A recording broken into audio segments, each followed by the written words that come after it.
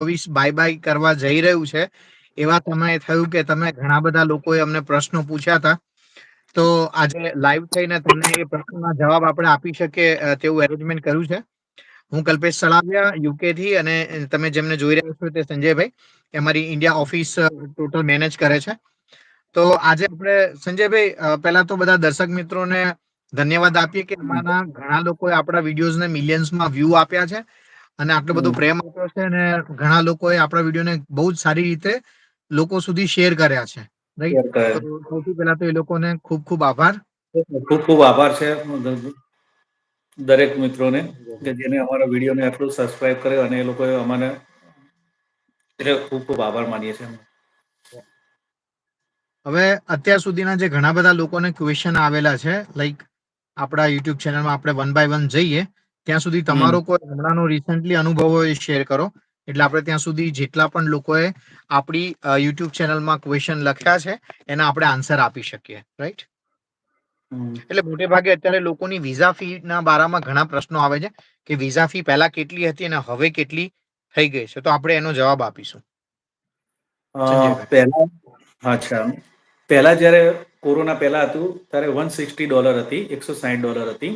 Recently નવું portal આવ્યા પછી $185 ફી છે, જે ઇન્ડિયન રૂપીઝ પ્રમાણે અત્યારે પર પર્સન $15,540 છે અત્યારે હાલમાં. એટલે વિઝા ફીમાં વધારો થયો છે. એટલે ઘણા લોકોના ક્વેશ્ચન એ હોય છે કે મારું તો નાનું બાળક છે, કે 2 વર્ષનું બાળક જ છે, મારે એની એપ્લિકેશન કરવી છે, તો એની ફીમાં કોઈ ડિસ્કાઉન્ટ થાય કે ના થાય, એવા ઘણા બધા પ્રશ્નો આવતા હોય છે. કોમન આન્સર છે, પણ છતાં ઘણા બધા લોકો આવા પ્રશ્ન પૂછતા હોય, તો આપણે એને જવાબ આપીશું, તો જેથી કરીને ઘણા લોકો જે પ્રશ્ન પૂછતા શરમાતા હશે એ લોકોને પણ જવાબ મળી જશે.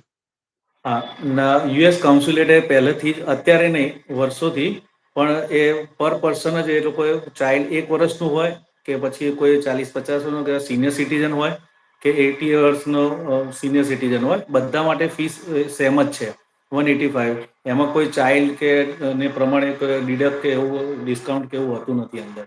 $185 ફિક્સ હોય છે પર પર્સન. રાઈટ.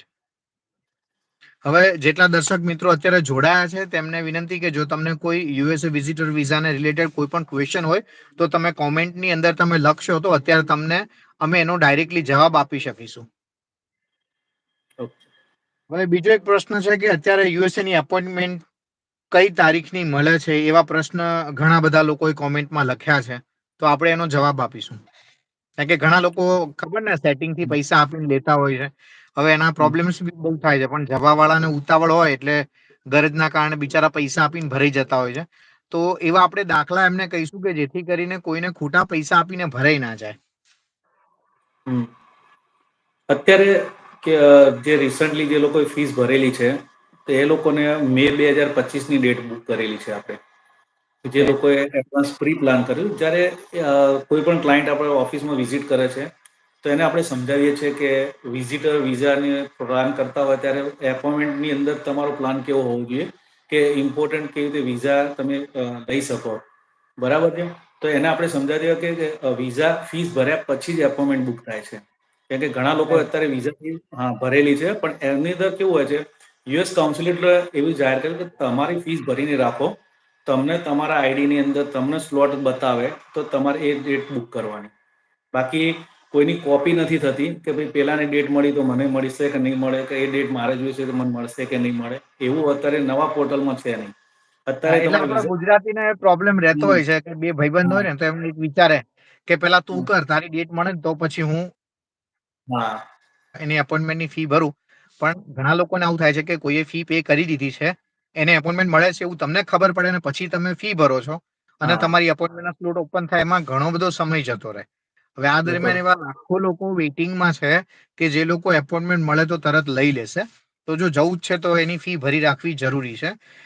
વેલકમ ભાવિની પટેલ. ભાવિની પટેલનો મેસેજ છે, નવેમ્બર 2023 પહેલા એપોઇન્ટમેન્ટ લીધી હોય તો એ કેન્સલ તો નહીં થાય ને?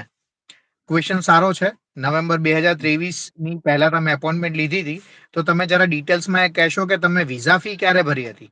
કારણ કે વિઝા ફી જે છે એ કોવિડના આમ જનરલી 1 વર્ષ માટે વેલિડ હોય છે. કોવિડના સમયમાં એ ડેટ એક્સટેન્ડ કરી આપેલી છે. એઝ ઇટ ઇઝ પહેલા વાત કરીએ તો કોવિડના સમયની પહેલા 3 વખત રીસ્કેડ્યુલ કરી શકાતી હતી અપોઇન્ટમેન્ટ. એના પછી 4 થી 5 વખત રીસ્કેડ્યુલ કરવા દેતા હતા.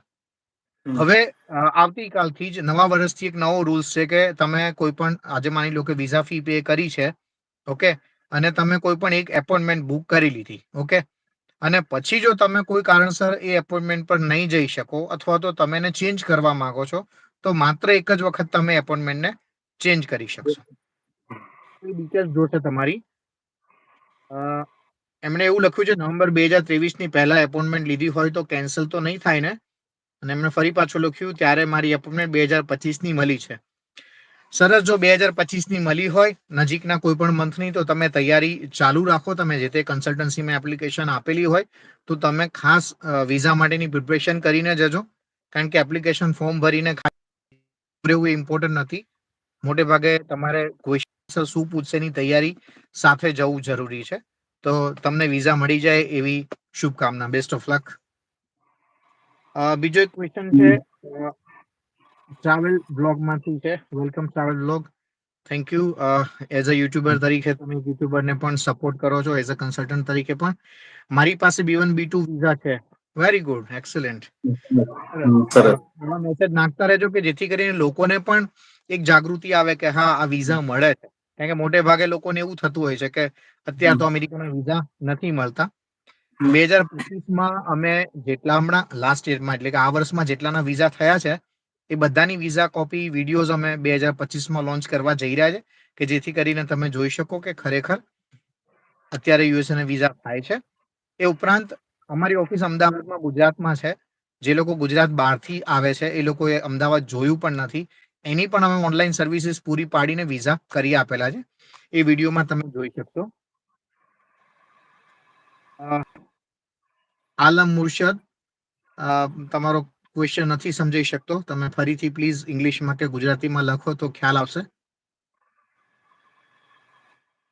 નવો ક્વેશ્ચન જોઈએ આપણે.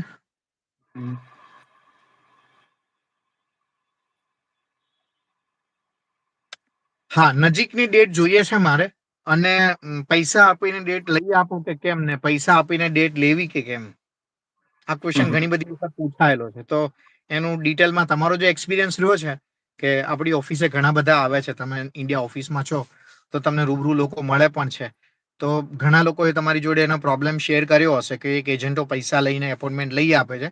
તો એના કોઇન્સિડન્સ જે બન્યા હોય તમે આપણે એની ચર્ચા કરશું. રિસન્ટલી લગભગ આજની જ વાત કરું કે આજે એક આપણા ક્લાયન્ટ છે રજીસ્ટર થયા છે, બરાબર. ઓકે. એમનો જે પ્રોબ્લેમ થયો છે કેમ કે એમને 2023માં પહેલા જ્યારે ફીસ ભરી હતી અને કોઈ આ રીતે એજન્ટ કોઈને ડેટ લેવા માટે આપી છે, પણ એ ભાઈએ પછી ડેટ ની અંદર કોઈ પ્રોબ્લેમ ઇસ્યુ થયો, શું થયો, પછી એ લોકો યુઝર આઈડી પાસવર્ડ એને શેર ના કર્યો, તો એમની એપોઇન્ટમેન્ટ અને જે પૈસા ભર્યા હતા એ ફેલ ગયા. પછી અત્યારે રિસન્ટલી અમને 2024માં વિઝા ફી ભરી છે, અને પછી એમને મને કીધું કે મારે અત્યારે આ પ્રોબ્લેમ થયો હતો એટલે મારે કોઈ ડેટનું એપોઇન્ટમેન્ટ લેવાની છે, પણ કે મારે એવું રિસ્ક લેવું નથી, તો તમે એપોઇન્ટમેન્ટ મને બુક કરી આપો. બરાબર છે. રાઈટ. એટલે હા, એટલે ઘણી વાર શું થાય છે કે બહારના જે લોકો એપોઇન્ટમેન્ટ આપે છે, હા, માર્કેટમાં શું દેખાય જેને ડેટ મળે છે એ લોકો જ એવું કહેતા હોય કે મને ડેટ મળી છે પૈસાથી, પણ એકચ્યુઅલી કોની પાસે ફ્રોડ થાય છે એ લોકોને કોઈને ખબર નથી કે ઘણા લોકોના સાચી ફ્રોડ વાત છે. થયેલા છે. હા, સાચી વાત છે. ઘણી વાર બરાબર. એવું થાય કે હું હા, છેતરાઈ ગયો એવું લોકોને કહીશ તો લોકો મને હા, ગાંડો ગણશે. હા, વાત સાચી છે, 10 આવું કેસ. બને. હા, એટલે 10 કેસમાંથી લોકોને સમજો કે 2ને ડેટ મળી હોય, કોઈને લઈને આપ્યું તો એ બધાને કહે કે મને ડેટ મળી આ રીતે, પણ 8 લોકોને જે પ્રોબ્લેમ થયા હોય એ લોકો કોઈ શેર નથી કરે કે મને આવો પ્રોબ્લેમ થયો છે કે મારી સાથે ફ્રોડ થયું છે. સાચી વાત. એટલે આવી, હા, એટલે એપોઇન્ટમેન્ટ બુક હવે કરવાની સપોઝ આપણી જ ઇમરજન્સી. વાત કરીએ તો આપણે જેના વિઝા ઇસ્યુ થયા છે આપણે એના વિડીયો મૂક્યા હશે, રાઈટ? અને જેના વિઝા નથી થયા એનો બટ ઓબ્વિયસલી આપણને ટેસ્ટિમોનિયલ ના આપી શકે વિડીયો, વિઝા ના થયા હા, હોય એટલે. પણ આપણે હવે એવું કરીશું કે જે લોકોના વિઝા નથી થયા તો એની પણ જે છે એ થિયરી આપણે અહીંયા શેર કરીશું. એટલે એ લોકોએ વિઝા ઓફિસની અંદર જઈને શું પ્રશ્ન પૂછ્યા અને એને જવાબ આપવામાં શું મિસ્ટેક કરી હતી એની ચર્ચા બી આપણે અહીંયા કરીશું, કે જેથી કરીને કોઈ પણ વ્યક્તિને, ચાહે એ આપણી ઓફિસેથી રજીસ્ટર થઈને જાય છે કે આપણા વિડીયો જોઈને એપ્લિકેશન કરે, ડઝન્ટ મેટર. એક ગુજરાતી તરીકે હું તો એવું ઈચ્છું કે દરેક ગુજરાતીને બહાર જવાનો એક જન્મસિદ્ધ અધિકાર છે જ, તો એ મુજબ એ પ્રિપરેશન કરીને જાય તો એ વધારે સારું રહેશે. નેક્સ્ટ કોમેન્ટમાં જઈએ. હા, એક એપોઇન્ટમેન્ટનો પેલી જે આપણે વાત કરી ને કે લાઈક જે પૈસા લઈને એપોઇન્ટમેન્ટ લઈ દે છે આપણને. ઓકે, હમ ઘણા ક્લાયન્ટ એવું કીધું છે. તો એ લોકોના આઈપી એડ્રેસ પણ એક ટ્રેક થાય છે. એ પણ એક પોઈન્ટ મુદ્દો નોંધવા જેવો છે.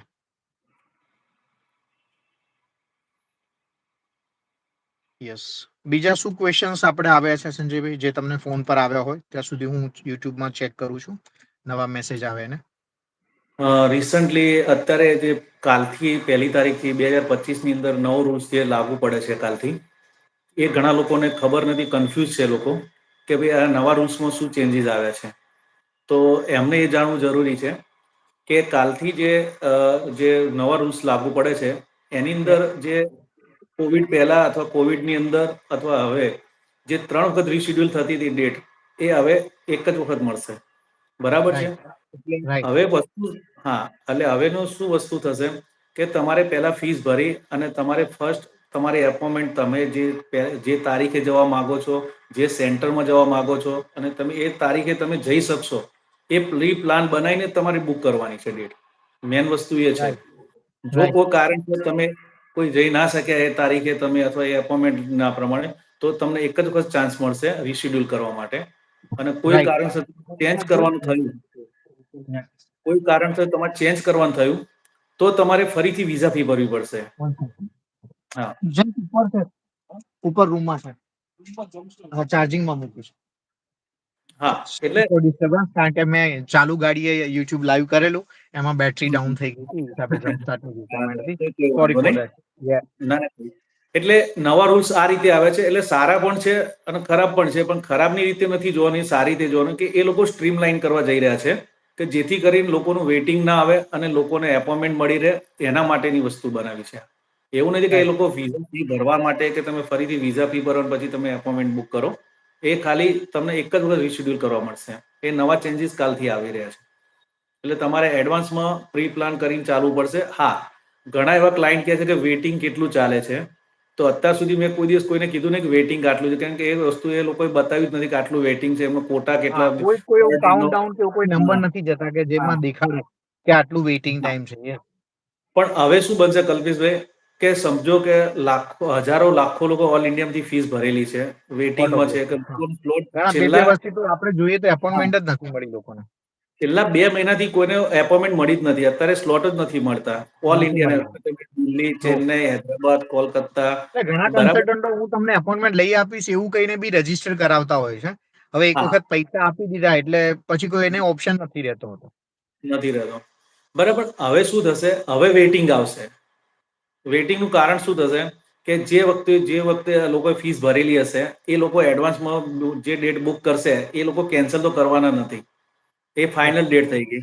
અને રિક્સ યસ. લેવા પણ નહીં માંગે કે નેક્સ્ટ ટાઈમ જ્યારે એને ડેટ લેવી હશે તો એ રીશિડ્યુલ કરવા માટે ફરીથી ફી ભરશે નહીં. એટલે એ રાઈટ ફિક્સ થઈ જશે. પછી 3 કે 4, 5 મહિના સુધીનું વેઇટિંગ ફૂલ આવશે અથવા 8, 9 મહિનાનું આવશે. કેમ કે રાઈટ બધા ગ્રુપ થઈ જશે તો ઇન્ટરવ્યુ લેવું પડશે એ લોકોને. અને જે સમય ગયો એ પાછો તો આવવાનો નથી. કેમ કે જાન્યુઆરી, ફેબ્રુઆરી નીકળી જશે તો પછી આગળની સ્લોટ ઓપન થવાના. એટલે આ પ્રેક્ટિકલ બધાને સમજવું જરૂરી છે કે ભાઈ તમારે જો ખરેખર અમેરિકાના વિઝા લેવા, તમારે ખરેખર અમેરિકા જવું જ છે, તો તમારે આ સમજવું જરૂરી. એની સિસ્ટમ પ્રમાણે ચાલવાનું છે. આપણા પ્લાન પ્રમાણે સિસ્ટમ નથી ચાલતી. એક્ઝેક્ટલી. સમજ્યા? હા.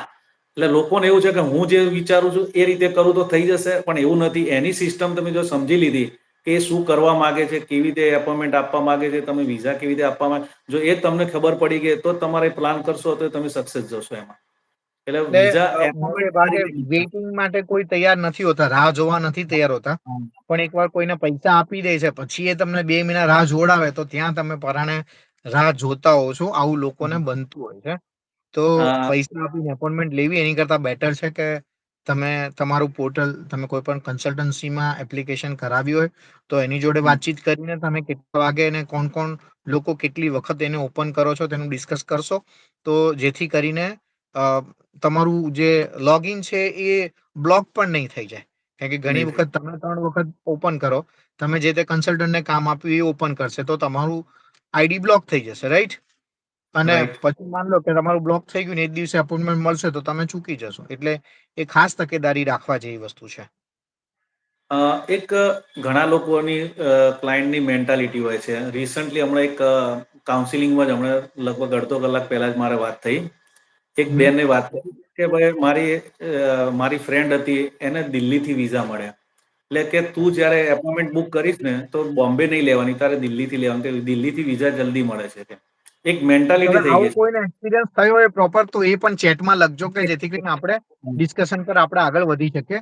જે લોકો હમણાંથી જોડાયા છે એ લોકોને કહી દઉં કે ઝીલ ઇમિગ્રેશન તરફથી હું કલ્પેશ તળાવિયા અને સંજયભાઈ તમારું સ્વાગત કરીએ છીએ. અને આજના વિડીયોની અંદર 2024માં તમને જેટલા લોકોને તકલીફ પડી હોય વિઝા માટેની કોઈ ક્વેશ્ચન હોય તો અમારી યુટ્યુબ ને ફેસબુક ચેનલ ને બધા પર તમે મેસેજ કરેલા છે. તો અત્યારે કોઈ ક્વેરી હોય તો તમે મેસેજ લખો તો તમારો નંબર અત્યારે આવી જશે અને તમને જવાબ મળશે ને જવાબ થકી બીજા બધા લોકોને પણ તેનો આન્સર મળશે. Yes sir, continue please.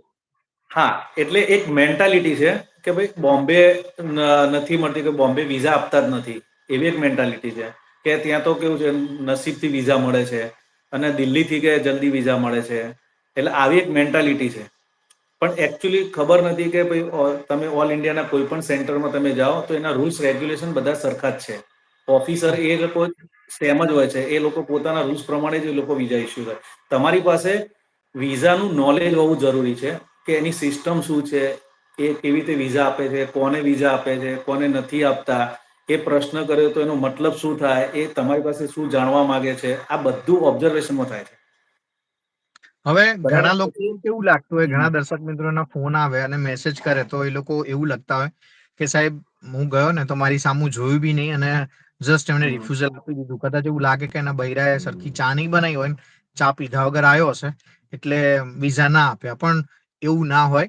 ઓફિસરો જે છે એ ટોટલ વેલ ટ્રેન્ડ હોય. તમારા ફોર્મની અંદર તમે શું ભર્યું છે એ વિગત તમને પ્રશ્ન પૂછે ને જો તમે જવાબ આપવામાં થોથવાઓ છો કે નથી ખ્યાલ આવતું તો એને તરત ખ્યાલ આવી જાય કે એપ્લિકેશન ફોર્મ તમે જાતે નથી ભર્યું. રાઈટ. નથી. અને એના કારણે તમને રિફ્યુઝલ આપી દેતા હોય છે. બીજું એક હમણાં લાસ્ટમાં વિડીયો આપણે બનાવ્યો હતો કે તમારા વિઝા આપે છે અથવા તો વિઝા નથી આપતા એ દરમિયાન વિઝા ઓફિસર જે છે એ નોટ કરતા હોય છે. સપોઝ અત્યારે હું ચાલુ વિડીયોમાં નીચે જોઉં છું તો આપણી ચેનલમાં કોઈ મેસેજ આવે છે તો હું રીડ કરું છું એટલા માટે હું નીચે જોઉં છું. રાઈટ. તો એમ ઓફિસર પણ નીચે જોઈને કોમ્પ્યુટરમાં લખતા હોય છે. એ લોકોને પણ હાયર ઓથોરિટી હોય, એને જવાબ આપવો પડે કે ભાઈ એક્સવાયઝેડ વ્યક્તિને આપણે વિઝા આપીએ છીએ તો કયા કારણથી એને વિઝા આપ્યા અથવા તો કયા કારણથી એ વિઝા નથી આપતો એ બધી જ વસ્તુ એને લખવી પડતી હોય છે. નહીતર તો આપણા ગુજરાતી તો ખબર ને કે બોર્ડર ક્રોસ કરવાના કેટલાય આપે છે પૈસા. ઓકે, તો ઓફિસરને બી 50 પેટી આપીને વિઝા કરાવી લે. પણ એવું શક્ય નથી. અમેરિકામાં કોઈ સેટિંગ નથી. ઘણા લોકો તો એવું કહેતા હોય છે કે સાહેબ સેટિંગથી કામ થઈ જાય છે અને ઓફિસર આપણને અંદર જઈએ ને એટલે એ બોલાઈ લઈને વિઝા આપી દે. તો આવા કોઈ ભરાતા નહીં તમે મહેરબાની કરીને. ના પ્લસ ના, એવું હવે કોઈ. નવું યા જય ગોગા મહારાજ, જય ગોગા બાપા. એમનો મેસેજ છે અમારે મારા હસબન્ડને લાયકાતનું પૂછવું તું કયું જોબનું પછી ના પાડી. ઓકે, એટલે એમનો ક્વેશ્ચન એવો છે પ્રોપર કે કદાચ એમના હસબન્ડને એવું પૂછ્યું હશે, જોબના કોઈ પણ પ્રશ્ન પૂછાશે પ્રોપર ને પછી ના પાડી. ખાસ એપ્લિકેશન ફોર્મ તમારું એવું હોય તો અમારો જે નંબર છે હું અત્યારે ચેટમાં લખું છું એની અંદર તમે મોકલી આપજો 9924702600. તો તમારું એપ્લિકેશન ફોર્મ જે છે ને એ તમે મોકલી આપશો પ્રોપર તો એના પરથી અમે ચેક કરીશું કે તમે એપ્લિકેશન ફોર્મમાં શું મિસ્ટેક કરી હતી અને હવે નવી એપ્લિકેશન જ્યારે કરીએ છીએ તો એમાં શું તમારે ધ્યાન રાખવું જોઈએ એની આપણે ડિસ્કસ કરીશું. તમે કોઈ પણ જગ્યાએ પેમેન્ટ આપીને રજીસ્ટર્ડ થયા હોય તો બીજી વખત અમને પૈસા આપવાની જરૂર નથી. તમે જે તે જૂના તમારા કન્સલ્ટન્ટ હોય એને થ્રુ કન્ટિન્યુ કરાવી શકો છો. અને જો અમારી પાસે સર્વિસીસ લેવી હોય તો ઓફિસ પર રૂબરૂ આવશો તો પણ અમે તમને પ્રોસેસ કરી આપીશું. એવું હોય છે કે તમે કોઈ પણ જગ્યાએ પૈસા આપીને ફોર્મ ભરાયું હશે, રાઈટ? તો હા, ટ્રાવેલ બ્લોક તમારો ક્વેશ્ચન લઈ લો. સોરી. કોઈ પણ જગ્યાએ તમે પેમેન્ટ આપીને લખ્યું હશે, સોરી, પેમેન્ટ આપીને તમે ફોર્મ ભરાવ્યું હશે. હવે એપ્લિકેશન ફોર્મની અંદર કન્સલ્ટન્ટે તમારી પાસે કોઈ વસ્તુ નહીં માંગી હોય એટલે એને કોઈ પણ રેન્ડમલી વસ્તુ ભરી દીધી હશે. તમને વિઝા ઓફિસર 2 જ મિનિટની અંદર ઘણા બધા પ્રશ્ન પૂછે છે. તો એમાં કયા પ્રશ્નમાં ચૂક થઈ એ તમે જો યાદ હોય તો ખાસ લખી રાખજો. એક પોઈન્ટ એક ઉમેરી દઉં, જો કોઈનું રિફ્યુઝલ આવે ને તો એ વ્યક્તિ બહાર નીકળીને કોઈને ફોન કરે ને કે ભાઈ મારું રિફ્યુઝલ આવ્યું એની કરતાં બેટર છે કાગળ પેનમાં લખી લે કે મારું રિફ્યુઝલ આવ્યું પણ ઓફિસરે મને આ પ્રશ્ન પૂછ્યો, મેં આ જવાબ આપ્યો, મને આ પ્રશ્ન પૂછ્યો, મને આ જવાબ આપ્યો, આ બારી નંબર આપ્યો અને આ ઓફિસર હતો. આખી સમરી લખી લે. જનરલી આપણે કેવું થાય, બહાર નીકળે એટલે તરત ફોન કરે, સંજયભાઈ મારા વિઝા ના લાગ્યા, બરાબર. કાં તો ઘરે કાકા બાપાને ફોન કરે, કોઈને ફોન કરવાની જરૂર નહીં. એ તમે 15-20 મિનિટ એમાં કાઢશો ને તો તમને એકચ્યુઅલી શું પૂછ્યું હતું ને એ બીજા 2 કલાક પછી યાદ જ નહીં હોય, કારણ કે ટેન્શનમાં આવી જશો. તો આ સમરી તમારે ખાસ લખી રાખવી કે જેથી કરીને તમે બીજી વખત ફાઇલ મૂકવો છો, બીજી કન્સલ્ટન્સીમાં જાઓ છો કે અમારી ત્યાં એપ્લિકેશન માટે આવો છો, તો આ વસ્તુનું તમારે ધ્યાન કામમાં લાગે. કલ્પેશભાઈ, એક વસ્તુ યાદ આવી છે કે ઘણા ટાઈમ જે રિફ્યુઝલ થાય છે,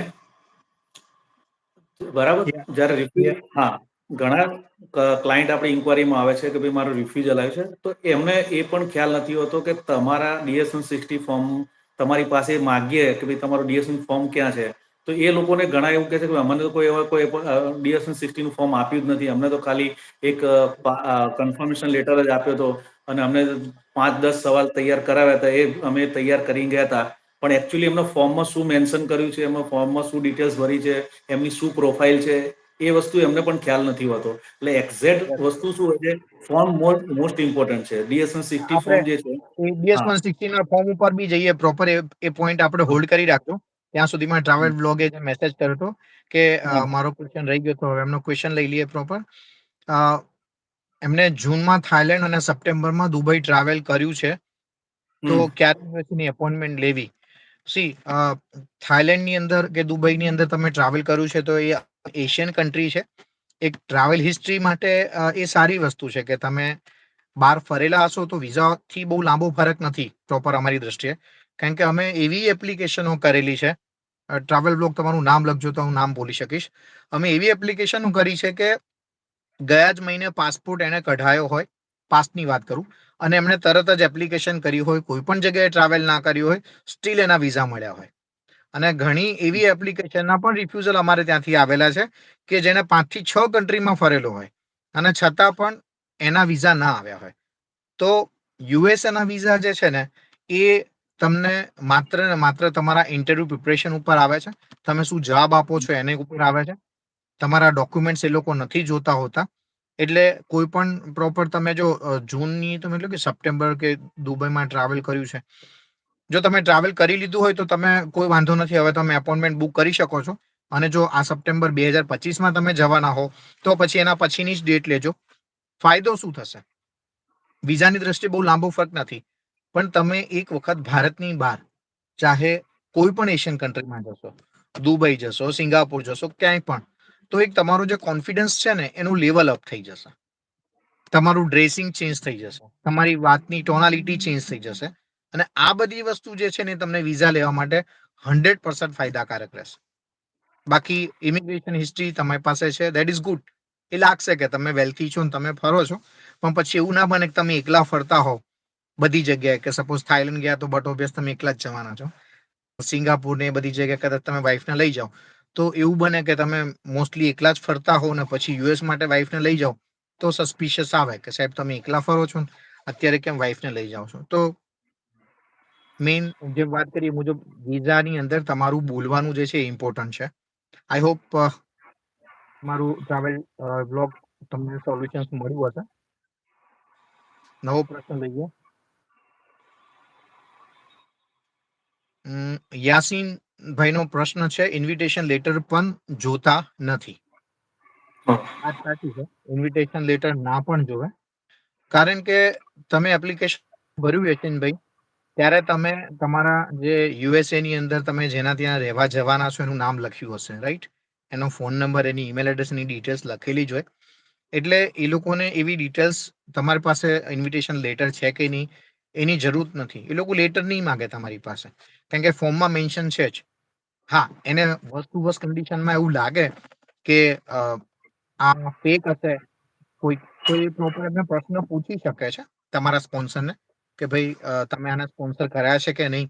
આવા સંજોગોમાં અમારા ઘણા ક્લાયન્ટના સ્પોન્સરોને પણ ફોન ગયેલા હતા અને એમણે આન્સર કરી રાખ્યા હતો એડવાન્સમાં, પણ આવી શક્યતાઓ બહુ ઓછી છે કે એને ફોન કરે. બીજું યાસીનભાઈ ના પ્રશ્ન પરથી સંજયભાઈ મને એટલું બીજું એક વસ્તુ યાદ આવી કે ઘણી વખત તમે કોનો સ્પોન્સર લો છો એ પણ એક ઇમ્પોર્ટન્ટ છે. હા. હવે તમને XYZ કોઈએ સ્પોન્સર કર્યા, રાઈટ? એને પહેલા બીજા કોઈ XYZ ભાઈને સ્પોન્સર કરી ચૂક્યા છે. હવે એ જે સ્પોન્સર થયેલ વ્યક્તિ અમેરિકામાં પહોંચી ઇન્ડિયાથી કે કોઈ પણ કન્ટ્રીમાંથી, અને પછી ત્યાં એને કંઈ પણ કર્યું છે, તો જે મેઇન સ્પોન્સર છે એની પણ ક્રેડિટને અસર કરશે. એટલે એ લોકો પણ વિચારશે કે ભાઈ યુએસમાં રહેલો માણસ જે સ્પોન્સર કરે છે ને એના થકી જે માણસો આવે છે એ એટલા રિલાયબલ નથી એવું લાગતું હોય છે. તો ટેન્શન ના લો. એવું લાગે તો એક વખત તમને જે મેં તમને નંબર આપ્યો એની પર તમે તમારા ડોક્યુમેન્ટ મોકલી આપજો. અને અમારો ઓફિસનો ટાઈમ સવારના 11 થી સાંજના 7 વાગ્યા સુધીનો છે.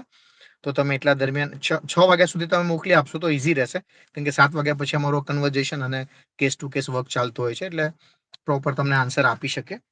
આઈ હોપ કે તમારો આન્સર મળી ગયો છે યાસીનભાઈ. એવું કંઈ પણ લાગે ડોક્યુમેન્ટ્સ તમે અમને મોકલી આપશો તો એના પરથી અમે આન્સર આપીશું. વેલકમ અમિતભાઈ પટેલ. અમિતભાઈનો ક્વેશ્ચન છે, મારે મારા સિસ્ટરની ડોટરના ગ્રેજ્યુએશન માટે વિઝા મળી શકે? મેં દુબઈ, મલેશિયા અને ન્યુઝીલેન્ડ ટ્રાવેલ કર્યું છે. સરસ. ન્યુઝીલેન્ડ અને ઓસ્ટ્રેલિયાની ટ્રાવેલ હિસ્ટ્રી બહુ પોઝિટિવ હિસ્ટ્રીમાં ગણાય છે. હમ અમારે ત્યાં અમિતભાઈ આપણે એવા છે કે અમારી પહેલા માણસા બ્રાન્ચ હતી, તો માણસા મહેસાણાના પણ એવા અમારા ઘણા બધા ક્લાયન્ટ્સ છે કે જે લોકો ઇવન ઓસ્ટ્રેલિયામાં ઓવરસ્ટે કરીને આવેલા છે, રાઈટ? હમ એક કેસ હોય તો બની શકે કે ચલો બગાસું ખાધું ને પતાસું આવી ગયું તો અમે વિઝા કરી આપત, મોટો મીર માર્યો. પણ 7 થી 8 કેસ એવા અમે સક્સેસફુલી કમ્પ્લીટ કરેલા છે કે જે લોકો ઓસ્ટ્રેલિયામાં વિઝિટર વિઝા ઉપર ગયા હોય, ઓવરસ્ટે થયા હોય, અને છતાં પણ એ લોકોના યુએસએ ના વિઝિટર વિઝા કરી આપેલા છે, રાઈટ?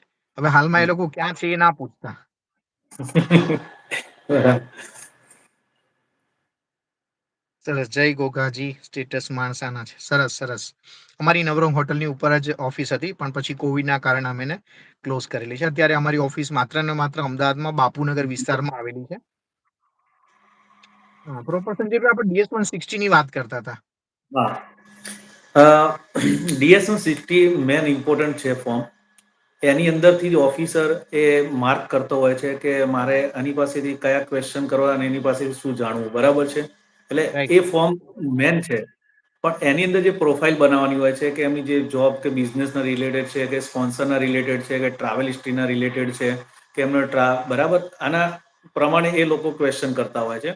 હવે સમજો કે એક્ઝામ્પલ કે તમે કોઈ સ્પોન્સર કરે છે તમને, તો એના વિશે તમને પૂરેપૂરી માહિતી ખબર હોવી જોઈએ કે DS-160 ફોર્મમાં ખાલી ફક્ત ને ફક્ત 4 જ વસ્તુ પૂછે છે અંદર, કે તમારું નામ, એડ્રેસ, કોન્ટેક્ટ ને મેલ આઈડી અને રિલેટિવ, તમારા સાથેનું રિલેશન શું છે.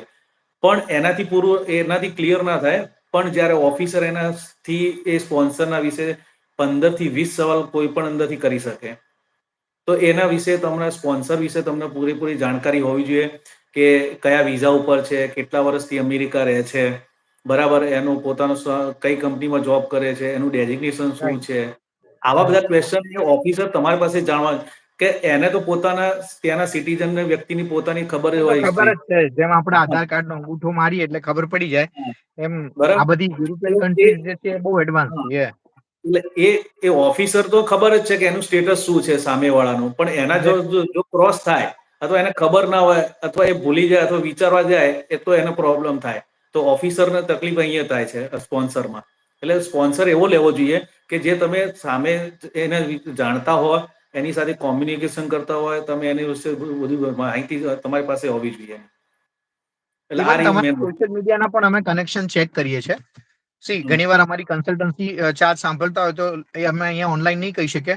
તો ઘણા લોકો કે આટલો ચાર્જ કેમ? તો અમે એને કહીએ કે ભાઈ તમારે હોટલ તાજની અંદર જઈને ચા પીવી અને 1500 રૂપિયા આપવા, અથવા તો તમે કોઈ પણ સાદી નાની ટપરી પર જઈને 20 રૂપિયામાં ચા પીવો. એ ડિપેન્ડ્સ ઓન યુ કે તમે કેવી સર્વિસીસ લેવા માંગો છો.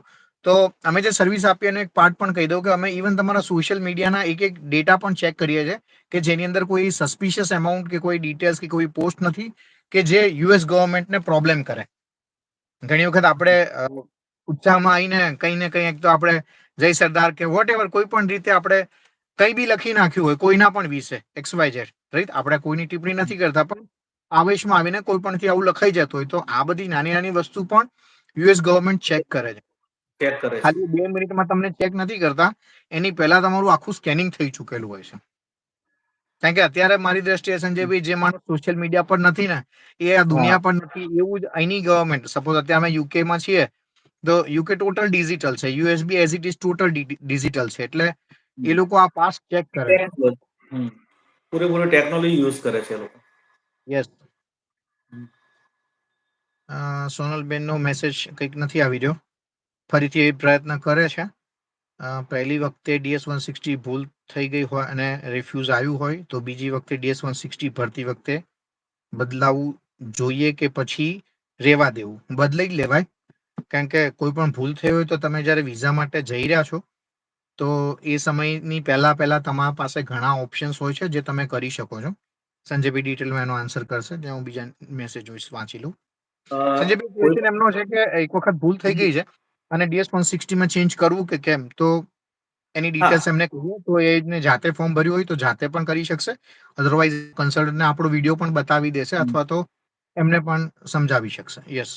હા, એટલે એકચ્યુઅલી કેવું હોય કે DS-160 ફોર્મ તમે જ્યારે ભર્યું હોય અને કોઈ કારણસર તમારે બાય મિસ્ટેક થઈ હોય, બરાબર છે, તો તમે બીજી વખત ત્યારે તમે જતા હોય ઇન્ટરવ્યુ માટે તો એમાં નાના મોટા જે સુધારા કરવા હોય તો તમે કરી શકો, પણ મેજર ના હોય કે સમજો કે તમે બિઝનેસ કર્યો તો જોબ ના બતાવી શકો, તો જોબ હોય તો બિઝનેસ ના કરી શકો, એવા મોટા ચેન્જીસ ના થાય. પણ તમે નાના મોટા જે સુધારા કરવાના હોય એ તમારી પ્રોફાઇલ પ્રમાણે તમે ચેન્જ કરી અને તમે સેકન્ડ ટાઈમ ઇન્ટરવ્યુ માટે ઉભા રહી શકો છો. એટલે ચેન્જીસ કરવા તો કરે છે પણ કરી શકાય છે. કારણ કે લોકો ઘણી વખત ખબર ને કે તમારી ઇન્કમ ની અંદર જ મિસ્ટેક કરતા હોય, કે યરલી હોય કે મંથલી હોય, હા. ડિટેલ્સમાં જે લોકો લોચા કરતા હોય, ઇવન બિઝનેસમેન હોય તો એ મંથલી સેલરી વાળા સેક્શનમાં પણ ઘણા આપણે જોયા છે ફોર્મો લઈને આવતા હોય છે. એક વસ્તુ કલ્પેશભાઈ હું સમજાવવા માંગીશ, એક એક્ઝામ્પલ જ લઈ લઉં કે DS-160 સુધારો થાય કે ના થાય. હવે સમજો કે તમે અંદર એક લખેલું હોય છે કે monthly salary in local currency if employed, આવો એક સેન્ટેન્સ આવે છે મેન. એની અંદર એવું વસ્તુઓ છે કે તમે જે ક્વેશ્ચન પૂછો એનો જ આન્સર આપવાનો છે. તમે તમારી રીતે આન્સર આપો તો ના ચાલે. એને પૂછ્યું કે તમે જોબ કરતા હો તો તમારી મંથલી સેલરી હોય તો જોબ વાળાની સેલરી હોય, બિઝનેસ વાળાની ના હોય. પણ બીજા લોકો શું કરે છે કે બિઝનેસની અંદર જે એની ઇન્કમ હોય એને બારે ડિવાઈડ કરી અને મંથલી ઇન્કમ બતાવે છે. એ ના શક્ય નથી. આ એક મેજર, એટલે ઓફિસર એ એપ્લિકેશન જોવે કે જે વ્યક્તિએ એપ્લિકેશન ફોર્મ ભર્યું છે એ કેટલું એક્યુરન્સી ભર્યું છે, સમજી વિચારીને ભર્યું છે કે એને સમજણ પડી છે કે નથી પડી, એ બધું જ એને ખ્યાલ આવી જાય. અને પછી એના રિગાર્ડિંગ ક્વેશ્ચન કરે એટલે ત્યાં કન્ફ્યુઝ થઈ જાય કે મને આ પ્રશ્ન મને કેમ પૂછ્યો એમ. ખ્યાલ આવે? જે લોકો પાછળથી જોડાય એ લોકોને જણાવી દઉં કે ઝીલ ઇમિગ્રેશન તરફથી હું કલ્પેશ તળાવે અને સંજયભાઈ બારોટ અમદાવાદ ઓફિસ હેન્ડલ કરે છે. અત્યારે યુએસએ વિઝિટર વિઝા માટેના જે ક્વેશ્ચન્સ છે જે અમારી યુટ્યુબ ફેસબુક ચેનલ પર આવેલા છે એના આપણે આન્સર આપવા જઈ રહ્યા છીએ. તમારે કોઈ પણ ક્વેશ્ચન હોય તો તમે કોમેન્ટમાં લખો તો નેક્સ્ટ ફ્યુ મિનિટ્સમાં આપણે આને ક્લોઝ કરીશું. તે દરમિયાન અમે તમને આન્સર અહીંયા લાઈવ આપી શકીએ. એ પહેલા અમિતભાઈએ જે મેસેજ કર્યો હતો એની અંદર એ ડિટેલ્સ હતી, તો એમાં એક અધૂરો જવાબ બાકી રહી ગયો કે ભાઈ તમારા સિસ્ટરની ડોટરના ગ્રેજ્યુએશન પેલા માટે જઈ રહ્યા છો તો તમે એપ્લિકેશન ડેફિનેટલી કરી શકો. તમારા સિસ્ટર અને તમારા બંને પણ જવાના છે કે કેમ, એના વિઝા આવી ગયા છે કે કેમ, એની ડિટેલ્સ પણ જે નંબર આપ્યો છે અમે એ નંબર પર તમે મેસેજ કરશો તો જેથી કરીને અમે તમને ડિટેલમાં સમજાવી શકીશું. કારણ કે એક સાથે ચારેયને ઉભા રહેવું જોખમી પણ છે અને ફાયદાકારક છે, તો એના વિગતે વાત આપણે પ્રોપર ફોન પર પણ કરી શકાશે. Thank you Amitbhai. વિડીયો સારો લાગ્યો હોય તો બીજા આપણા પટેલ ભાઈઓને મોકલજો. સોનલબેન નો મેસેજ છે, મારી ડોટર સ્ટુડન્ટ વિઝામાં ગઈ હતી, મને એના લીધે વિઝા મળી ગયા, બટ મારા હસબન્ડ એન્ડ બાબાના વિઝા લેવા ગયા તો એમને ડોટરના નહીં પણ મારા ક્વેશ્ચન વધારે પૂછ્યા હતા. હાલ હું યુએસએ છું. સરસ સોનલબેન, તમે યુએસએ પહોંચી ગયા, કોંગ્રેચ્યુલેશન. મેઇન વસ્તુ આવા ઘણા બધા પ્રશ્નો આવેલા છે કે ડોટર એકલી છે તો તમે એકલા એપ્લિકેશન મૂકી, એ વખતના શું પ્રોબ્લેમ્સ હશે આઈ ડોન્ટ નો, પણ જનરલી અમે સજેસ્ટ કરીએ કે હસબન્ડ વાઈફ બંને, એટલે કે ડોટર ત્યાં છે તો પેરેન્ટ્સ બંને એપ્લિકેશન સાથે કરે ને તો એ વધારે સારું છે. કારણ કે હવે અલગ અલગ ટ્રાવેલ કરો ને એમાં શંકા આવશે. યસ સંજયભાઈ. એક વસ્તુ છે યુએસ ની અંદર જ્યારે સ્ટુડન્ટ વિઝા પર કોઈ એમનો સન કે ડોટર ત્યાં હોય અને કોન્વોકેશન માટે જવું હોય તો બીજા લોકો એવું કહેતા હોય છે રિલેટિવ કે ભાઈ મને ત્યાં મને બોલાવી શકે કે ના બોલાવી શકે. એક્ઝેક્ટ એક વસ્તુ ધ્યાનમાં રાખવાની હોય છે કે કોન્વોકેશનમાં ફક્ત પેરેન્ટ્સ જ એલિજિબલ છે, ફાધર અને મધર. બને ત્યાં સુધી સિસ્ટર અને બ્રધર પણ નથી. એ સિસ્ટર બ્રધરની એજ પણ જોવામાં આવે છે કે એજ કેટલી છે, બરાબર, પછી જ એપ્લાય કરવું જોઈએ. બાકી બને કે ભાઈ તમારા પેરેન્ટ્સની અંદર કોઈ બિઝી હોય, કે ફાધર બિઝનેસના કારણે કે જોબના કારણે લીવ ના મળી શકતી હોય, તો બિઝનેસના બિઝી હોય તો મધર એકલી કોન્વોકેશન માટે જઈ શકે. પણ પ્રયત્ન એવો કરવો જોઈએ કે પેરેન્ટ્સ બંને સાથે એપ્લાય કરે તો વધારે સારું. પછી શું થાય કે એકને મળે વિઝા, પછી બીજી વાર ટ્રાય કરવા જાય તો એના પછી વધારે ક્વેશ્ચન થાય અને એના રિફ્યુઝલ આવવાના ચાન્સીસ વધી જાય છે. એટલે મારા જ કઝિન ની વાત કરું, અમારા જ કઝિન છે તળાવિયા, બહુ વેલ્થી પર્સન છે. નહીં તો એના કેટલાય પાસપોર્ટ ની અંદર કેટલી કન્ટ્રીના વિઝા લાગી ચુક્યા છે, અને એન્જિનિયરિંગ ફિલ્ડની અંદર બહુ મોટું કામકાજ છે. જે લોકો એન્જિનિયરિંગની અંદર લોકો જર્મનીથી મશીન્સ મંગાવે, જ્યારે પોતે એક્સપોર્ટ કરે છે. હવે એમના પાસપોર્ટ આટલા ભરેલા હોવા છતાં બી એમને એક વખત બિઝનેસ મીટિંગ માટે યુએસએ ગયા હતા. પણ હવે ભાભીના વિઝા માટે એપ્લિકેશન કરવાની રહી ગઈ હતી, કારણ કે બિઝનેસ માટે ગયા હતા, એટલે ભાભી નતા ગયા. તો ભાભી પણ આટલું કન્ટ્રી ફરેલા હતા, છતાં પણ એના યુએસએ ના 5 વખત વિઝા ના આપ્યા. અને હા, પછી એની 6ઠી વખત વિઝા માટેની એપ્લિકેશન એની કમ્પ્લીટ થઈ. કોઈ કન્ટ્રી એટલે લગભગ એનું બાકી નહીં રાખ્યું, લગભગ 100 ઉપર કન્ટ્રીઝમાં એ ફરી ચૂકેલા છે. કોઈ કન્ટ્રી બાકી નહીં, સ્ટીલ એ લોકોને વિઝા નતા આપ્યા. તો આઈ પ્રિફર, સોનલબેન, કે જોડે જ આપવું. પણ હવે જે પતી ગયું આપણે એને પાછું નહીં લઈ શકાય. તમે એક કામ કરજો, તમારા હસબન્ડ એપ્લિકેશન ફોર્મ મોકલી આપજો અમને. એ ઉપરાંત તમે તમારું એપ્લિકેશન ફોર્મ પણ જે હોય તો એ પણ તમે મોકલી આપજો અમને. તો એના બેઝ ઉપર આપણે વાતચીત કરી શકીશું. ને મેઇન તમારા હસબન્ડને કહેજો, મેં નંબર આપ્યો એ નંબર પર ફોન કરીને ઓફિસે વાત કરી લે, તો જેથી કરીને આગળનો રસ્તો આપણે આપી શકીએ અને તમારા એના વિઝા લઈ શકીએ. ઘણીવાર એવું પણ બને છે કે તમે વિઝા લઈ લીધા, માની લો સોનલબેન કે તમે વિઝા ઇશ્યુ લઈ લીધા, એક વખત તમારી એપ્લિકેશન કમ્પ્લીટ થઈ ગઈ, વિઝા આવી ગયા, હવે તમે ટ્રાવેલ નથી કર્યું, રાઈટ? તમારા હસબન્ડ પછી એપ્લિકેશન કરે છે અને કંઈક એને સસ્પિશિયસ એક્ટિવિટી લાગે તો તમારો પાસપોર્ટ પાછો બોલીને તમારા વિઝા રિફ્યુઝલ કરી દેશે. આવા પણ હા, દાખલા બને. બની શકે. મારો થાય જે છે એક આવું. કેસ છે, અમારા તમે ગૂગલ ની અંદર જશો ને રિવ્યુમાં પ્રોપર, તો અમારો એક નેગેટિવ રિવ્યુ એની અંદર દેખાશે. એ પર્સન ત્યાં યુએસએ ના સ્ટુડન્ટ વિઝા ઉપર હતો. એને હમ. પછી અહીંયા છોકરી જોડે મેરેજ કર્યા. ઓકે, એટલે પછી અમે ડિપેન્ડન્ટની એપ્લિકેશન કરી. મીનવાઇલ અહીંયા ઇન્ડિયા આવ્યો હતો. હવે એ ભાઈ ત્યાં ભણેલો હતો કે નતો ભણ્યો અમને ખબર ના જ હોય, બટ ઓબ્વિયસ છે, કારણ કે એને તો અમને ડોક્યુમેન્ટ્સ આપ્યા કે આટલી વસ્તુ છે મારી પાસે, એકેડેમિક ડોક્યુમેન્ટની જરૂર નથી હોતી. અને મિત્રના જમાઈ હતા, એટલે જમાઈને આપણે પાછું બહુ પૂછાય નહીં. તો પછી જ્યારે છોકરીની વિઝા માટે એપ્લિકેશન કરી, તો એને એના હસબન્ડને પાછો બોલાવ્યો અને પાસપોર્ટ લીધો અને એના પાસપોર્ટ પર રિફ્યુઝલનો સ્ટેમ્પ માર્યો. પછી ડિટેલમાં એમને પૂછ્યું ત્યારે એને કીધું કે ભાઈ યુએસએ ગયા હતા સ્ટડી માટે, પણ કોલેજમાં ગયા જ નહીં. એકવાર ફી ભરી દીધી, પછી યુનિવર્સિટી બાજુ ગયા જ નહીં ને ભણ્યા જ નહીં. તો આવું પણ બનતું હોય છે. એટલે બંને એક સાથે એપ્લિકેશન કરશું ને તો કોઈ વાંધો નહીં આવે. થેન્ક યુ સોનલબેન. અમારો વિડીયો સારો લાગ્યો હોય, મેસેજ સારો લાગ્યો હોય તો લોકો સુધી શેર કરજો. બીજા 2-4 ક્વેશ્ચન્સ આવે છે, લઈને આપણે એને પૂરું કરીએ.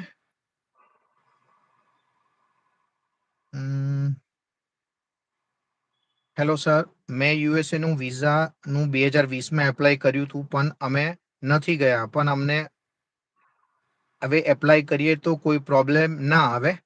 એટલે તમારી પાસે સુફિયાબેન 2020ની અંદર વિઝા માટે એપ્લાય કર્યું હતું, પણ વિઝા આવ્યા છે કે નથી આવ્યા એ આમાં ખ્યાલ નથી આવી રહ્યો. પણ જો હમ. 2020માં એપ્લિકેશન કરી હોય ને વિઝા ના આપ્યા હોય તો એવું કોઈ ચિંતા નથી, તમે રીએપ્લિકેશન કરી શકો. પણ ફરીથી પૈસા ફી ભરવાની ફરીથી ઉતાવળ કરવા કરતા બેટર છે પ્રિપરેશનની તૈયારી વધારે કરજો.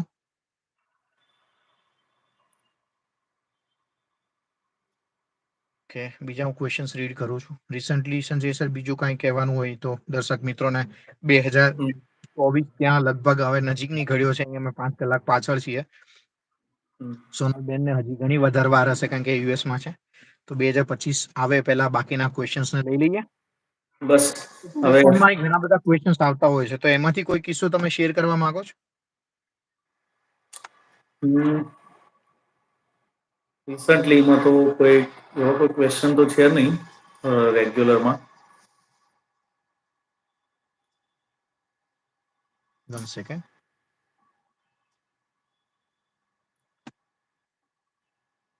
એક ક્વેશ્ચન પહેલા હતું કે ટ્રમ્પ સરકાર જે છે એ યુએસએ ની અંદર હમ.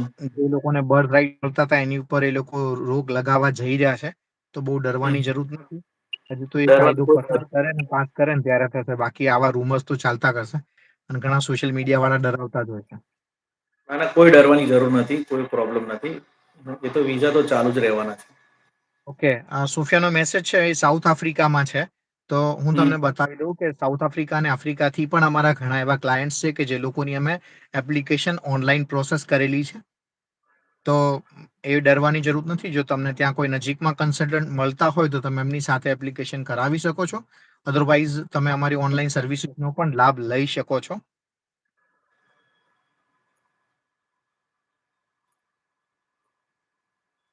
સ્ટુડન્ટ વિઝાના ક્વેશ્ચન્સ છે પણ એને આપણે નેક્સ્ટ ટાઈમ પછી લઈશું. કે એક બીજો એક ક્વેશ્ચન હતો કે મારો પાસપોર્ટ મેં વિઝા ફી પે કરી દીધી અને ટાઈમ હમ. થયો, મારી એપોઇન્ટમેન્ટ જે છે એ હજી નથી મળી અને મારો પાસપોર્ટ જે છે 6 મહિનામાં એક્સપાયર થવાનો છે. બહુ સારો ઓકે. ક્વેશ્ચન છે જે આના ફેસબુકમાં આવેલો. એટલે કોઈ ચિંતા કરવા જેવું જરૂર નથી. તમારે પહેલા પાસપોર્ટ વેલિડ હોય અને વિઝા ફી ભરી હોય અને કોઈ કારણસર તમે એપોઇન્ટમેન્ટ લેટ મળી છે અથવા મળી નથી અને પાસપોર્ટ એક્સપાયર થાય છે તો તમે રિન્યૂ કરાવી શકો છો. અને જ્યારે તમે નવું ફોર્મ ભરો ત્યારે નવા પાસપોર્ટનું ફોર્મ ભરવાનું રહેશે. બાકી એ લોકો એક્સેપ્ટ કરી લેશે બાયોમેટ્રિક વખતે કે જૂના પાસપોર્ટે તમારી ફીસ ભરાઈ છે અને નવા પાસપોર્ટનો તમારી એપ્લિકેશન છે. એટલે વાંધો નહીં આવે. તમે એપ્લિકેશન નવું પાસપોર્ટ રિન્યૂ કરાવવો જરૂરી છે કે 6 મહિના વેલિડિટી વાળો પાસપોર્ટ હોવો જરૂરી છે એપ્લાય કરવા માટે. એટલે હમણાં ઘણા લોકોએ વિઝા હમ. ફી ભરી દીધી અને એપોઇન્ટમેન્ટ નથી મળી પણ એ લોકોએ ચેક ના કર્યું હોય. એમના લીધે હા. તો જે અમારી કંપનીમાં અમે જે સોફ્ટવેર યુઝ કરીએ છીએ એમાં પણ એક સેક્શન નખાવવું પડ્યું અમારે કે રિસેન્ટલી કોઈના 6 મહિનામાં પાસપોર્ટ એક્સપાયર નથી થતા ને.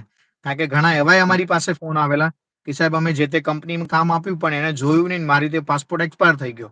તો પાસપોર્ટ હમ. એક્સપાયર થાય જોવાની જવાબદારી તમારી રહે. કારણ કે જે તે કન્સલ્ટન્ટ નહીં જોયો તો ભોગવવાનું તમારે જ આવશે. તો મેક શ્યોર કે તમે એ વસ્તુનું ધ્યાન રાખો. જે પાસપોર્ટ પોતાનો છે ને, કલ્પેશભાઈ, એક વસ્તુ છે કે દરેક પાસપોર્ટ એપ્લિકેશન કરતા પહેલા પોતાનો પાસપોર્ટ ચેક કરી લે કે ભાઈ મારો પાસપોર્ટ એક્સપાયર થાય છે કે નથી થતો, કેટલો વેલિડિટી વાળો છે.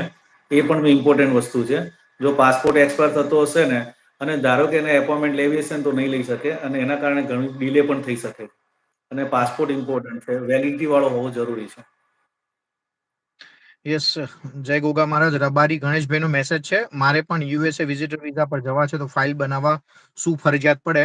હવે ડોક્યુમેન્ટમાં અમેરિકામાં એ લોકો કશું નથી માંગતા ગણેશભાઈ. માત્ર ને માત્ર તમારા ક્વેશ્ચન આન્સર અને તમે જે એપ્લિકેશન ફોર્મમાં ભર્યું હોય ડિટેલ્સ જ પૂછે છે. એટલે કોઈ કન્સલ્ટન્ટ તમને એમ કહે કે તમારે તો 25 લાખ બેલેન્સ બતાવવું પડશે અને આપણે પૈસાનું સેટિંગ કરી આપીશું, તમારે 25,000 હાલજો એટલે હું તમને સર્ટિફિકેટ આપી દઈશ. તો આવા કોઈ ઝાંસામાં ના પડતા. કોઈ ડોક્યુમેન્ટની જરૂર નથી. માત્ર ને માત્ર તમારો પાસપોર્ટ જોશે. હા, તમારો સ્પોન્સર લેટર હોય તો એ સ્પોન્સર લેટર લઈ શકો. અને જો સ્પોન્સર લેટર નથી તો તમે યુએસમાં કઈ કઈ જગ્યાએ ફરવા જવાના છો તે આઇટનરી, આટલી ડિટેલ્સ તમારી પાસે હોવી જરૂરી છે.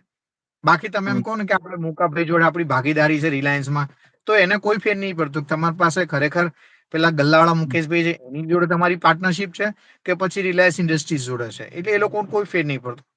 પણ તમારા પોતાના જવાબ પરથી એને ખ્યાલ આવે. હવે અમારી બાજુમાં કાકડિયા હોસ્પિટલ છે, ત્યાં એક ડોક્ટર બારોટ છે, એમની એપ્લિકેશન કરવાની હતી તો એ થોડા ગભરાતા કે સાહેબ તું પૂછવું. એટલે મેં કઈ નહીં, તમને તમારા વિશે પૂછશે કે દર્દી આવે તમારી જોડે તો તમને એટલી તો ખબર હોય ને કે એને કઈ રોગ થયો હોય તો તમે એનો જવાબ શું આપો. તો કે હા. અને ખરેખર એવું થયું.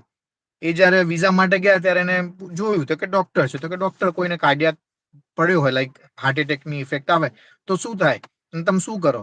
હવે એને તો રોજનું કામ થયું એટલે એને તરત જ એના સટ સટ સટ સટ જવાબ આપી દીધા. તરત કહી દીધું વેલકમ ટુ યુએસએ. એટલે તમે માન લો કે જે પણ તમે જોબ કરો છો, બરોબર ગણેશભાઈ, તો તમારી જોબની ડિટેલ્સ તમે કહી શકો ભાઈ હું આ જોબ કરું છું. હવે જેમ આપણે યુએસએ ની એક સિક્રેટ વાત કહી દઉં, તમે કોઈને કહેતા નહીં. લગ્ન કરવા જાઓ તમે છોકરી વાળાને કેવું બતાવો છો? તમારી આવક સાચી બતાવો છો, મોટી કરીને બતાવો છો?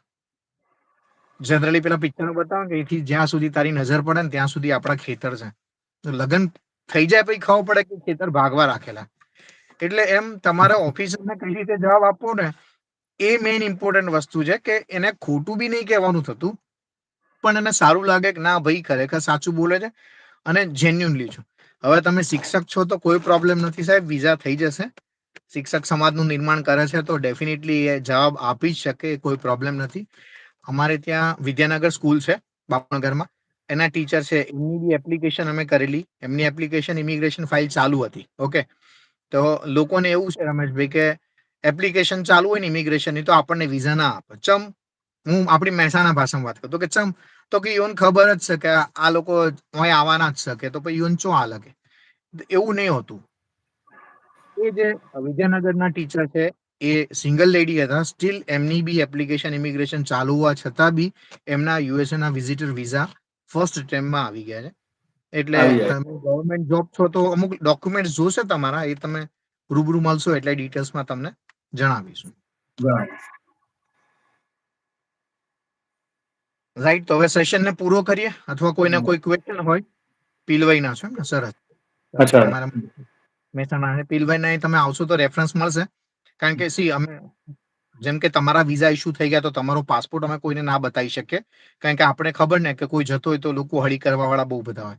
પણ તમે આવશો તો અમે તમને બતાવીશું, અમે જેના વિઝા ઇસ્યુ કર્યા એની ડિટેલ્સ, અને એવું લાગશે તો તમે એમની સાથે વાતચીત પણ કરવી હશે તો કરી શકીશું, જેથી કરીને તમને ખબર પડે કે તમારા પીલવાઈના ને વેડાના ને માણસાના બધા એ ત્યાંના ઘણા બધા છે આપણા.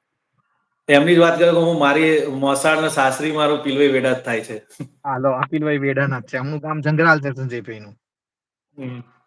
એ કોઈ ચિંતા નથી.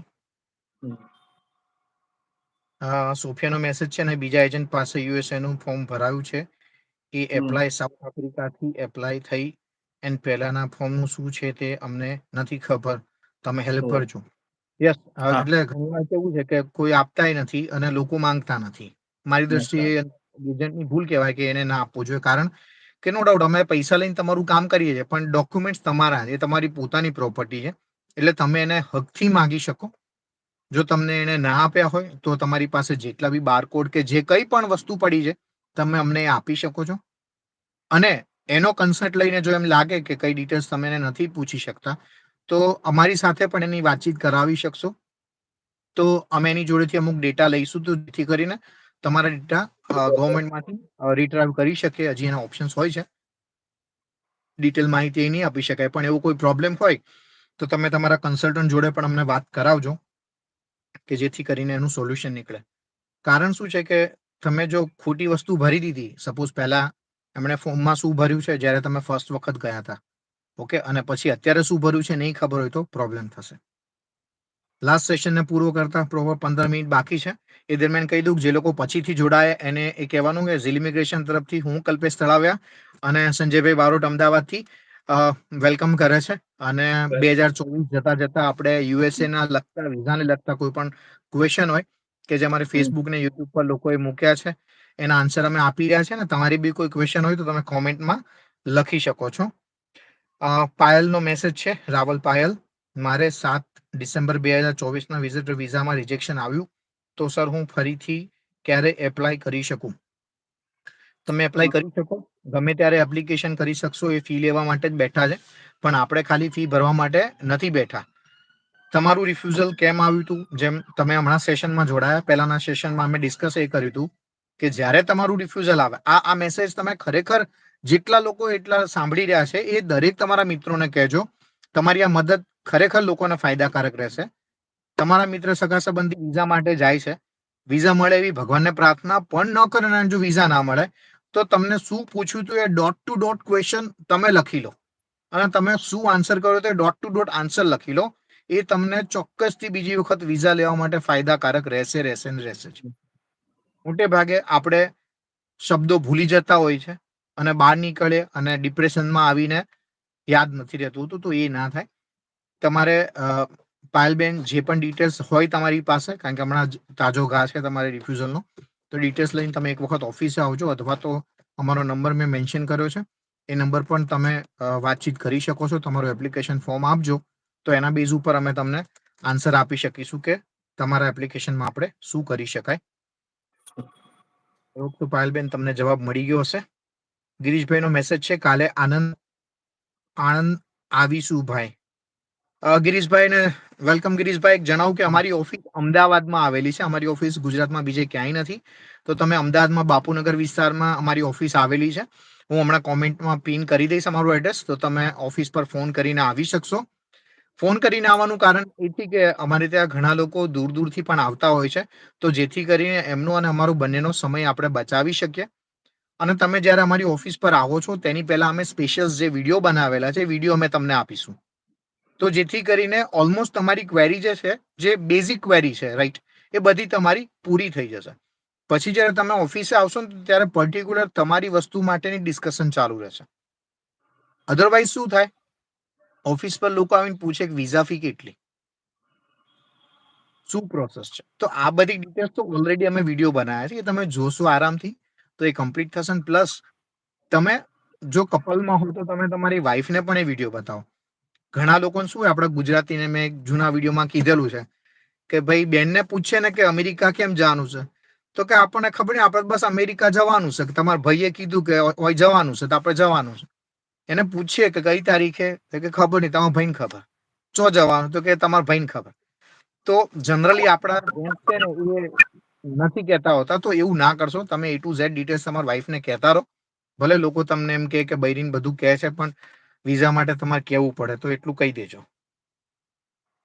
કાલે તો અમારી ઓફિસ અમદાવાદમાં છે ગિરીશભાઈ, તો તમે કાલે અમદાવાદ આવી શકો છો. કાલે આપણી ઓફિસ ચાલુ છે 1 જાન્યુઆરી 2025. 10 થી સાંજના 7 વાગ્યા સુધીનો ટાઈમ છે, તો એ તમે આવી શકશો. 1 સેકન્ડ. એક બીજો પણ એક પ્રોપર પ્રશ્ન છે કે મારો એક પાસપોર્ટ છે જેની અંદર મારા વિઝા છે, ઓકે, ઓકે. અને હવે એની વેલિડિટી પૂરી થઈ જાય છે અને હું નવો પાસપોર્ટ કઢાવું છું, તો મારા વિઝા પૂરી તો નહીં જાય ને, એવો ડર છે. અચ્છા, ના ના, એ તમે અત્યારે આમાં નથી, પણ ફેસબુકમાં મેસેજ આવેલો છે. અચ્છા, ના એટલે તમારા પાસપોર્ટ વેલિડિટી 10 વર્ષના હોય છે અને પાસપોર્ટ તમારો 1-2 વર્ષની અંદર એક્સપાયર થઈ જતો હોય તો વિઝા તમારા વેલિડ છે અને તમે નવો પાસપોર્ટ કરાવો, એ પાસપોર્ટ અને તમારો જૂનો પાસપોર્ટ બંને સાથે રાખવા પડે જ્યારે ઇમિગ્રેશન કે એરપોર્ટ ઉપર તમારે એની જરૂર પડે. બાકી પાસપોર્ટ એક્સપાયર થાય તો તમારા વિઝા એક્સપાયર થતા નથી, એ 10 વર્ષ સુધી વેલિડ હોય છે. એટલે એક વસ્તુ એમાં કોઈ પ્રોબ્લેમ ના આવે. તમારો પાસપોર્ટ, હા, બંને પાસપોર્ટ સાથે રાખવા પડશે, જોડે રાખવા પડશે. રાઈટ. તો આઈ હોપ સો તમને બધાને ક્વેશ્ચનના આન્સર મળી ગયા હશે. 2024 તમારું જે લોકોને વિઝા મળી ગયા છે,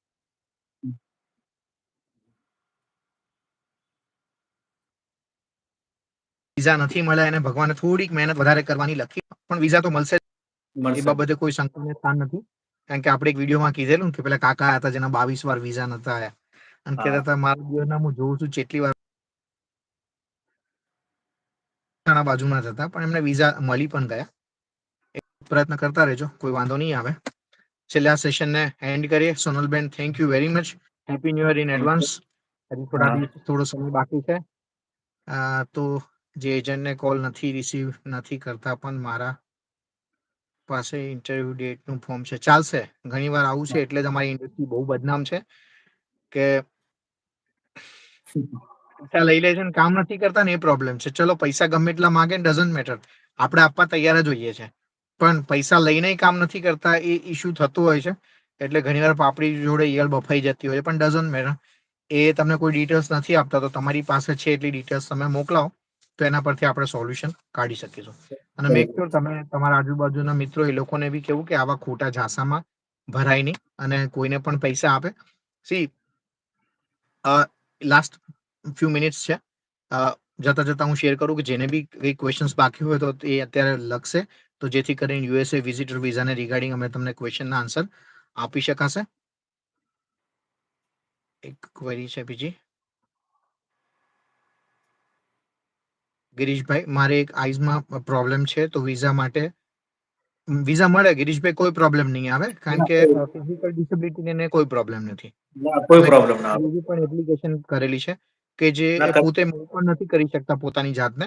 અમુક એવા રોગ હશે જે ડોક્ટર્સ હશે ને ખ્યાલ હશે કે ખાલી બોડી એટલે એનું આ જ મૂવ કરી શકે, હેડ, અને હાથ આટલેથી આટલો કરી શકે, એવા લોકોના પણ વિઝા કરેલા છે.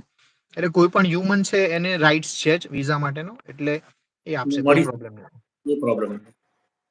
હું નંબર મેસેજ કરું છું, એક નંબરની રિક્વેસ્ટ આવી છે.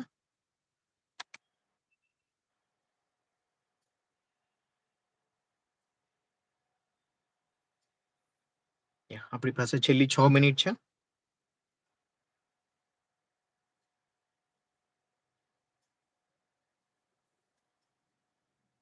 1 સેકન્ડ.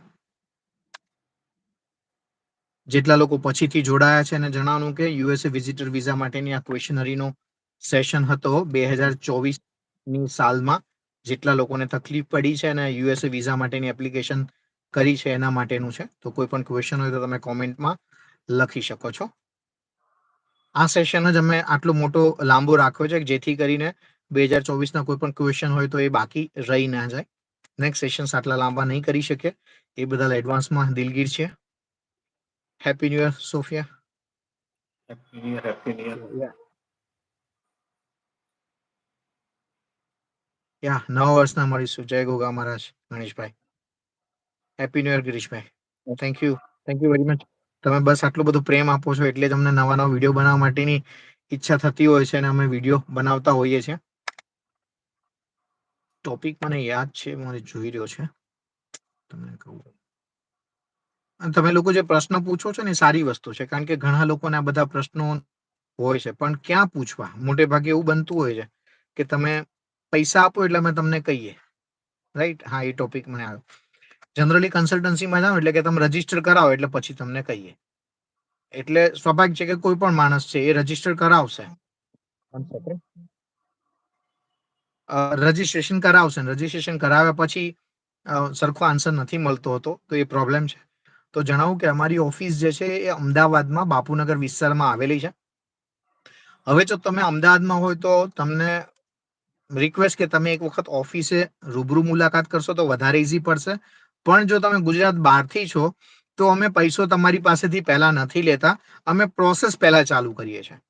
કારણ કે અત્યારે ઓનલાઈન ફ્રોડ બહુ બધા થતા હોય છે. એટલે ઘણી વખત તમે ઓનલાઈન પૈસા આપી દો છો. તો જેમ હમણાં અમને સાઉથ આફ્રિકા વાળા જે ક્લાયન્ટ હતા એમને પેમેન્ટ આપી દીધું ને પછી આગળ એની પ્રોસેસ ના થઈ. તો એવું બનતું હોય છે કે ભાઈ ઓનલાઈન આવા વેબિનાર કરીને લોકો પૈસા ઉઘરાઈ જાય છે અને પછી આન્સર નથી આપતા હોતા. તો જો તમે અમદાવાદ બહારથી છો એટલે કે ગુજરાત બહારથી છો ને તમે અમદાવાદમાં નથી આવી શકો એમ તો કોઈ ચિંતા ના કરો. તમારે પૈસા પહેલા આપવાની કોઈ જરૂર નથી. અમારી ઓફિસથી જે ડોક્યુમેન્ટ માંગે ડોક્યુમેન્ટ તમે આપવાનું સ્ટાર્ટ કરો. તમારી જે સીજીઆઈ ફી ભરવાની જે સ્લીપ છે ત્યાં સુધીની પ્રોસેસ પણ અમે તમને કરી આપીશું. તમારી સીજીઆઈ ની પ્રોસેસ થઈ જાય એ પછી તમે પેમેન્ટ નાખશો તો પણ કોઈ વાંધો નથી. કે જેથી કરીને તમને એવું ના થાય કે અમારા પૈસા જતા રહેશે અથવા તો પૈસાની સેફટીનું શું, એ તમને એક અમે સોલ્યુશન આપીએ છીએ. કારણ કે અમારો એક જ ઇન્ટરેસ્ટ છે કે દરેક ગુજરાતીને જે બહાર જવાની ઈચ્છા છે કોઈ પણ રીતે એ પૂરી થાય. ચાહે એ જાતે એપ્લિકેશન કરે, અધરવાઇઝ અમારા થ્રુ કરાવે અથવા તો કોઈ કન્સલ્ટન્ટ થ્રુ કરાવે. કોઈ પણ રીતે જાય.